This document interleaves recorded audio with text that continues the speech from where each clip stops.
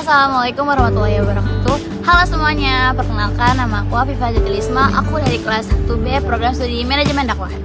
Oke teman-teman, di video kali ini aku mau menceritakan tentang perjalanan aku selama menjalani challenge sebagai bentuk tugas akhir semester dari matkul pengantar ilmu komunikasi yang diampu oleh Bapak Fahri Jayadi MA. Oke, dalam proses challenge ini aku melakukan 3 proses, yaitu komunikasi terhadap Tuhan, seperti sholat tahajud, komunikasi terhadap orang lain, mendoakan 17 orang lain, dan komunikasi terhadap sendiri, yaitu membaca buku. Dan di dalam challenge ini aku menjalannya selama 10 hari berturut-turut. Di challenge yang pertama menurutku tidak terlalu berat, seperti sholat tahajud, karena aku terbiasa sholat atau bangun sekitar jam 2, jam 3 semenjak dari waktu di pondok pesantren. Tapi di challenge ini yang menurut aku nggak berat, yaitu kita harus upload atau posting di Google sebagai bentuk laporan kalau kita udah ngejalanin challenge yang kita lakuin itu.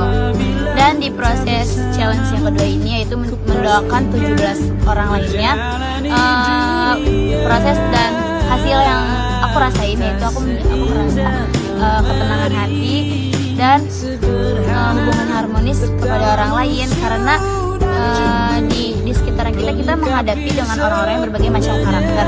Dari situ aku merasa aku bisa memposisikan diri untuk menjadi pribadi yang lebih positif dan lebih baik lagi.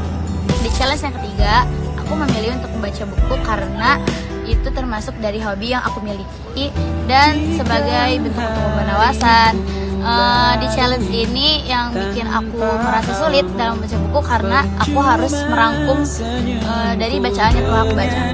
Oke, dalam proses perjalanan challenge ini aku merasakan beberapa perubahan baik, seperti dalam sholat tahajud aku merasa lebih produktif, dia rajin bangun pagi, walaupun terkadang ada beberapa rintangan yang harus aku lewati, seperti melawan rasa malas, rasa ngantuk, dan paling serunya dan gongnya di sini karena kita menjalannya satu kelas bareng-bareng, jadi banyak saling mengingatkan, kayak nelpon satu sama lain, walaupun dari aku sendiri pun masalah atau.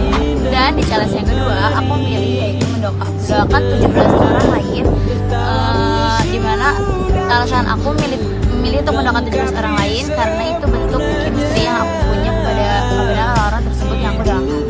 Oke, di challenge yang terakhir yaitu challenge membaca buku. Di challenge kali ini aku membaca buku yang berjudul tentang Atomic Habits, yaitu sebuah buku pengembangan diri karya James Clear yang membahas tentang perubahan kecil yang konsisten dapat mengubah perubahan besar dalam hidup. Nah, di 3 challenge ini sebenarnya selalu nyambung dan menguatkan kuncinya, yaitu niat, manajemen waktu, dan konsisten.